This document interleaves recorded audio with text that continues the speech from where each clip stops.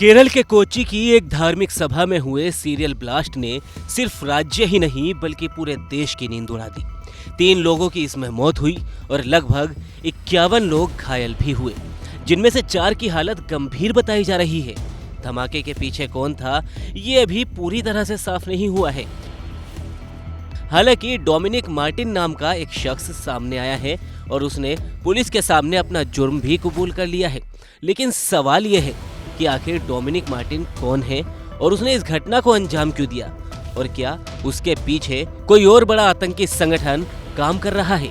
तो चलिए पहले आपको ये बताते हैं कि डोमिनिक मार्टिन कौन है। डोमिनिक मार्टिन एक फैमिली मैन है। मार्टिन पिछले कुछ सालों से अपनी पत्नी और 2 बच्चों के साथ 2 बेडरूम वाले घर में रहता है। उसके परिवार और उसके मकान मालिक को जब पता चला कि उसने इतनी भयानक घटना की जिम्मेदारी ली है तो वो हैरान रह गए। एक रिपोर्ट के मुताबिक उसके मकान मालिक ने कहा वह उपद्रवी नहीं था, उसके बहुत सारे दोस्त नहीं थे, लेकिन कोई दुश्मन भी नहीं था। उसने कभी भी किराया चुकाने में देर नहीं की। उसकी गतिविधियों में कुछ भी शक पैदा करने वाला नहीं था।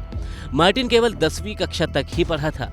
वह कुछ सालों पहले थम्बनम में स्पोकन इंग्लिश ट्यूटोरियल क्लास भी चला रहा था। हालांकि वह जब बंद हो गई तो वह दुबई चला गया था और हाल ही में वो घर लौटा था। अब दूसरा सवाल यह है कि उसने इस घटना को अंजाम क्यों दिया। इस हमले को अंजाम देने की वजह भी खुद मार्टिन ने ही बताई। मार्टिन ने दावा किया कि वह यहोवा साक्षी समुदाय का सदस्य है। उसने कहा कि इसके लिए यही संस्था जिम्मेदार है। साथ ही उसने यहोवा साक्षियों को गुमराह करने वाला और राष्ट्र विरोधी बताया। मार्टिन ने दावा किया कि यहोवा संस्था राष्ट्र विरोधी बातें सिखा रही है। वीडियो में डोमिनिक मार्टिन ने कहा कि वह पिछले 16 सालों से यहोवा विटनेस समुदाय से जुड़ा हुआ है, लेकिन कभी भी इसका सक्रिय सदस्य वो नहीं रहा। अपने वीडियो में उसने आरोप लगाया कि उसने यह फैसला इसलिए लिया क्योंकि संगठन की शिक्षाएं देशद्रोही थी।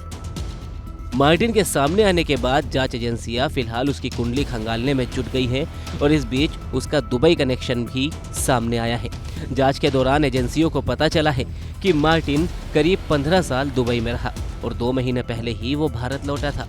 इसके अलावा उसके बारे में ज्यादा जानकारी के लिए जांच एजेंसियां उसकी कॉल डिटेल्स की भी रिकॉर्ड खंगाल रही है और उससे संपर्क में रहने वाले लोगों से भी पूछताछ कर रही है।